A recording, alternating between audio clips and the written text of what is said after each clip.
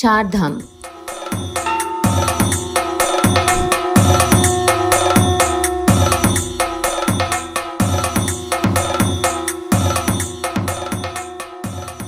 చార్ధామ్ యాత్ర అంటే కేవలం ఒక ప్రయాణం కాదు, అది మన జీవితంలో ఆత్మశుద్ధి కోసం చేసే ఒక మహాయాత్ర. చార్ధామ్ అనే పదం మనం చాలాసార్లు వింటూ ఉంటాం, కానీ నిజంగా చార్ధామ్ అంటే ఏమిటి? ఎందుకు ఈ యాత్రను జీవితంలో ఒక్కసారైనా చెయ్యాలని పెద్దలు చెబుతారు? దాని వెనుక ఉన్న ఆధ్యాత్మిక ప్రాధాన్యత ఏమిటి? ఈ వీడియోలో చార్ధామ్ యాత్రకు సంబంధించిన ప్రతి ముఖ్యమైన విషయం స్పష్టంగా మనం మాట్లాడుకుందాం. ఈ సిరీస్లో చార్ధామ్ యాత్రను ఎలా ప్లాన్ చేయాలి అనే విషయం నుంచి ప్రతి ధామ్ యొక్క విశిష్టత వరకు అన్ని వివరంగా చెప్తాను. ముందుగా చార్ధామ్ అంటే ఏమిటి? చార్ధామ్ అంటే ఉత్తరాఖండ్ రాష్ట్రంలో ఉన్న 4 అత్యంత పవిత్రమైన క్షేత్రాలు. అవి యమునోత్రి, గంగోత్రి, కేదార్నాథ్, బద్రీనాథ్. ఈ 4 ధాములు హిమాలయ పర్వత శ్రేణుల్లో ఉన్నాయి.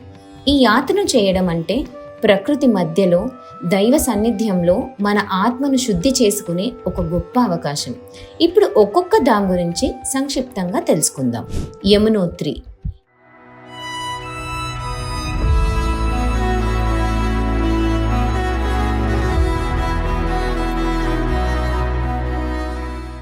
యమునా నది పుట్టిన స్థలం యమునోత్రి.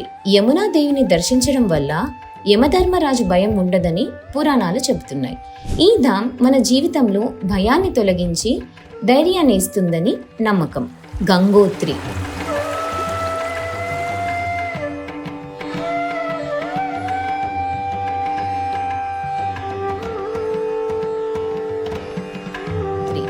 గంగా నది భూమిపైకి అవతరించిన స్థలం గంగోత్రి.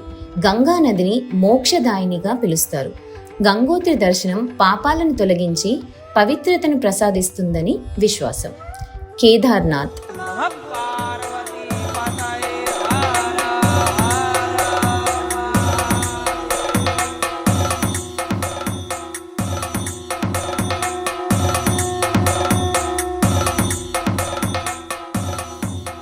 కేదార్నాథ్ అనేది భగవాన్ శివునికి అతి ముఖ్యమైన జ్యోతిర్లింగ క్షేత్రం.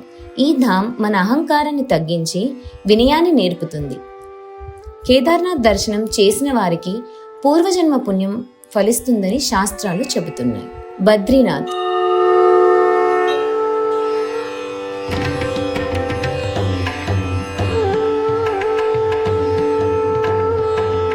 శ్రీ మహావిష్ణువుకి అంకితమైన క్షేత్రం. ఇది జ్ఞానం, భక్తి, మోక్ష మార్గాన్ని ప్రతీక. చార్ధామ్ యాత్ర బద్రీనాథ్ దర్శనంతో పూర్తవుతుంది. ఈ యాత్ర యొక్క ప్రాధాన్యత ఏమిటో మనం ఇప్పుడు మాట్లాడుకుందాం.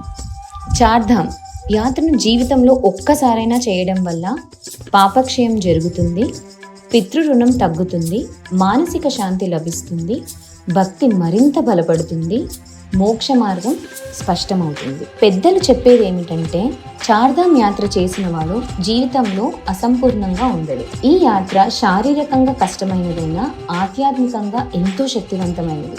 కొండలు, చలి, నడక ఇవన్నీ మన సహనాన్ని పెంచుతాయి. అదే సమయంలో మనలోని అహంకారం, ఆవేశం క్రమంగా తగ్గిపోతాయి.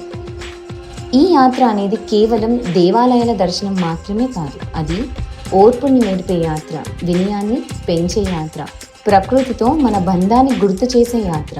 అందుకే ఈ యాత్రను ఆత్మయాత్ర అని కూడా అంటారు.